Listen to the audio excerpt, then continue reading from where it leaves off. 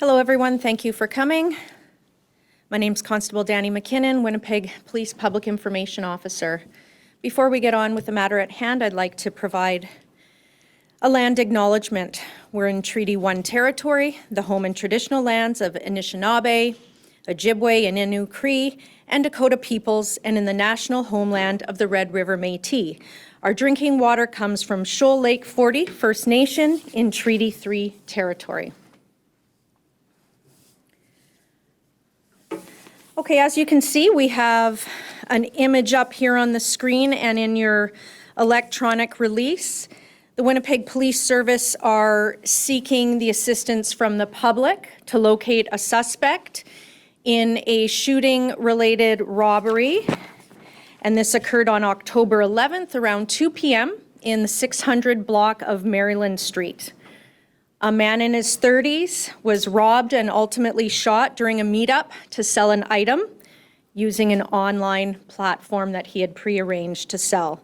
He was transported to hospital in critical condition, sustained life-altering injuries, and has now been upgraded to stable condition. The suspect is described, as you can see, a black tall man with some braided hair, wearing all black clothing. Major Crimes Unit has taken over this investigation. And although they did have some video surveillance they were able to capture, still looking for more information.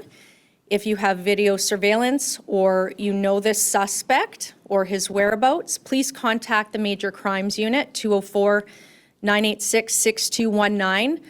Or if you'd like to remain anonymous, you can do this same reporting through Crime Stoppers, the tip line, 204-786-TIPS, or winnipegcrimestoppers.org. And as well, we just like to remind everybody, absolutely, these situations can potentially be dangerous, as we see here. Winnipeg police stations offer a safe buy and sell exchange zone, and to please take advantage of those and other safety precautions, which we can certainly discuss and we have on our general Winnipeg Police website. Of course, this is a tragic incident, and this isn't the first time we've seen something like this evolve. Any questions? What kind of item was stolen? Expensive piece of technology or something? Yeah. Is he carrying it? It kind of looks like a laptop. You know what? I can't confirm that that is the stolen item, but that certainly looks like an electronic in itself. But yes, an electronic piece was taken. Can you say what platform they used to? No, I don't want to. A common one? It's a common one. Yeah, a very common one.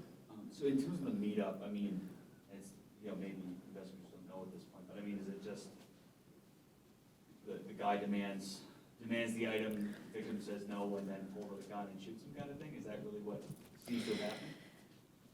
So what I need to do here is walk back a little bit to explain to you why this release doesn't perhaps have as much meat and potatoes as you want me to fill in, which I can fill in, but the key piece here is we need to find out who this suspect is. He needs to be identified, and that's going to happen through the public.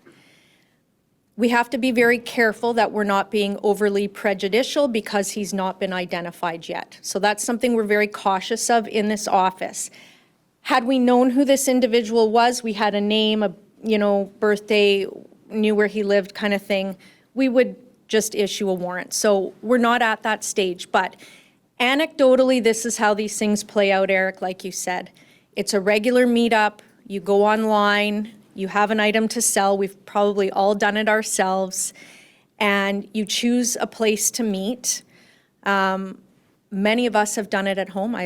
I've sold items at home too. And you just feel like, you're gonna be okay with this. But every once in a while, someone will take advantage of that. And this was just such a tragic, violent, unfortunate ending to this situation. I mean, and you may not want to say, but I mean, was this at or near the victim's home, or was it? Yeah, you know what? I'm not going to specify exactly where it was, but what I will say is it was in sort of a local area. It wasn't in a big public space, and I'm by no fault, faulting the victim in this situation. Like I said, we've all done it. I've done it. But You mentioned some safe zones. Can you elaborate? yeah, I will.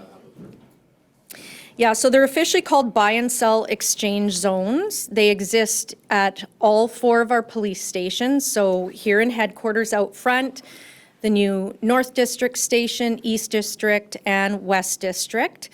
And essentially, so they're not monitored in the sense, like a police officer doesn't come out and, monitor it or broker the deal at all, but it's well lit, there's obvious cameras, and there's always police around all of the police stations. So it's a place where you can go and, hopefully feel safe to sell your items, and it's going to deter people that want to have another plan in mind. Constable, just a quick question in regards to the safe selling and like the transaction zone. I understand these are located at the 4 police stations, but Winnipeg is huge, and obviously for some Yeah. people getting to the station. It's not convenient. Yeah, and for those people who still need to conduct their transactions outside of these zones, any of the offers of the devices? Yeah, I'm going to tell you, and Aiden, do you mind putting those clips up there, please, with those suggestions? Okay, he's going to put up some bullet points too, but we'll just, it's on our restream, but so I'll just go over it with you live then. Yeah, big public spaces, so anywhere that's well lit, they're going to have a big foyer entrance area that's going to have surveillance with good pictures. Have a friend with you, don't go alone. Always do it during the daytime. Take a photo or record the information of the individual, like a screenshot that you are selling the item to, because sometimes when people are surreptitious, and certainly not at this level of violence, but they'll just, plan on maybe physically robbing you, just pushing you and taking the item and running off. That way you'll at least have some type of record of who you had communication with. And just in the past, you're saying previous incidents like this has occurred before. When we see incidents like this, do you often find that the victims, often don't just give it up freely? Obviously, if a gun was used, we would assume there'd potentially be some pushback in terms of letting that item go that led to the shooting? Or have we seen that in the past before? Police reports have been made both ways. I mean, this is, obviously shootings aren't exactly uncommon in Winnipeg anymore. Same with robberies. But I mean, is it unusual to have these kinds of gunpoint robberies that aren't related to the drug trade in the outer world, and then have somebody shot? I mean, are these common? Or do you have any idea of how? They're less common. That's why I thought it was really important to do this announcement today.